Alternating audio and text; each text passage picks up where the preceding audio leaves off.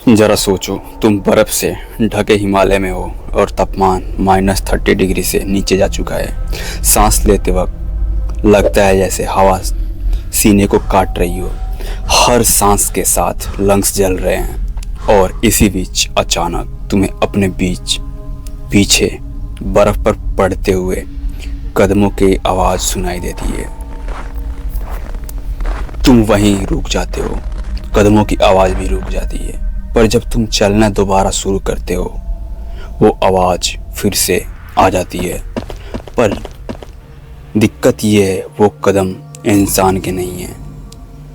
एक छोटी सी बात, जो तुम लोग यहाँ तक पहुँच चुके हो तो उनमें से 97% लोग इस चैनल को सब्सक्राइब नहीं करते। सिर्फ 3% ही सब्सक्राइब किए हैं। अगर तुम्हें ऐसा रियल मिस्ट्री, रियल एविडेंस और बिना ड्रामा वाली डार्क स्टोरीज पसंद आती है तो प्लीज़ चैनल को सब्सक्राइब करना ना भूलें। तो अब चलते हैं वापस उसी जगह पर जहाँ से लोग अक्सर लौट कर कुछ बोल नहीं पाते। इस वीडियो के एंड तक या तो तुम येती को एक कहानी मान लोगे या फिर तुम्हें ये एहसास हो जाएगा कि दुनिया में कुछ चीज़ें होती हैं जो दिखाई नहीं देनी चाहिए। येती स्नोमैन, नाम अलग अलग है पर डर हर जगह एक जैसी है। अगर येती सिर्फ एक कहानी होती तो फिर 200 सालों से साइंटिस्ट, एक्सप्लोरर्स और आर्मीज इसकी तलाश में अपनी ज़िंदगी क्यों दांव पर लगाते। तिब्बत में इसे मैते कहा गया है, नेपाल में इसे येते और रसिया के साइबेरिया रीजन्स में अल्मास। हर कल्चर में नाम अलग है लेकिन डिस्क्रिप्शंस ऑलमोस्ट सेम होती हैं। और 7 से 8 फीट लंबा, पूरा शरीर बालों से ढका हुआ और सीधा खड़ा होने वाला इंसानों जैसा, पर पूरी तरह इंसान नहीं। और सबसे डिस्टर्बिंग बात यह है कि जो लोग येती देखने को दावा करते हैं वो कहानी सुनाते वक्त खुश नहीं होते, वो एक्साइटमेंट से नहीं बोलते। उनकी आवाज़ कांप रही होती है, उनकी आंखों में डर होता है।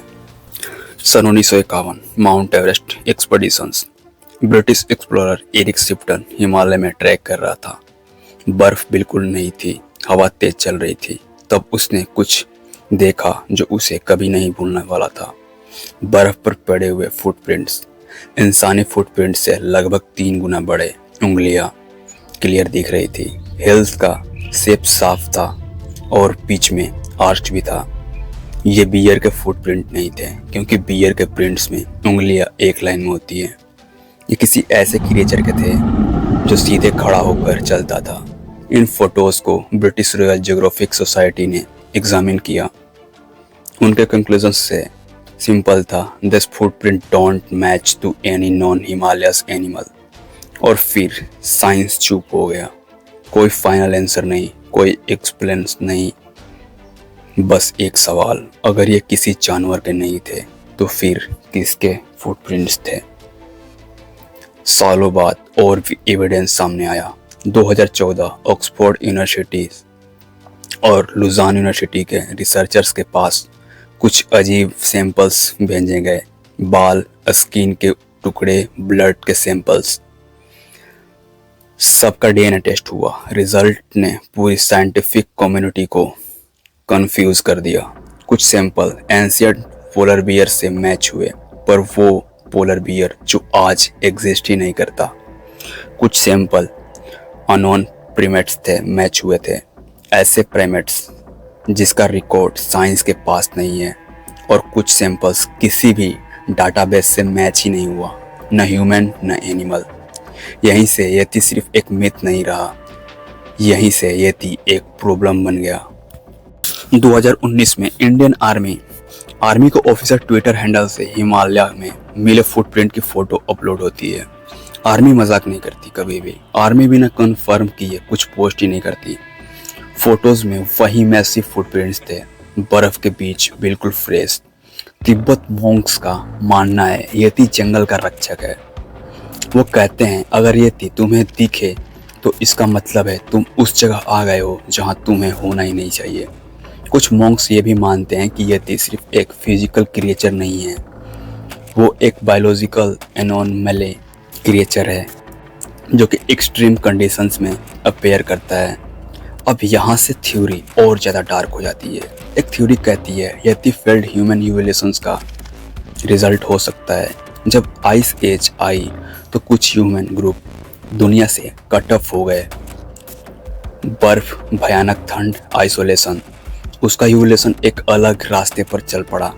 ज़्यादा बाल, मजबूत लंग्स, कम ऑक्सीजन में जिंदा रहने की एबिलिटीज़, और सबसे डिस्टर्बिंग थॉट ये है, हो सकता है यति हमसे ज़्यादा पुराने हो, या फिर हो सकता है वो हमें दिखता हो, समझता हो और फिर हमें इग्नोर कर देता हो। इसलिए वो चुप रहता है, इसलिए वो शहरों से दूर रहता है। हिमालय सिर्फ माउंटेन्स नहीं है, ये अर्थ का प्रेशर पॉइंट है।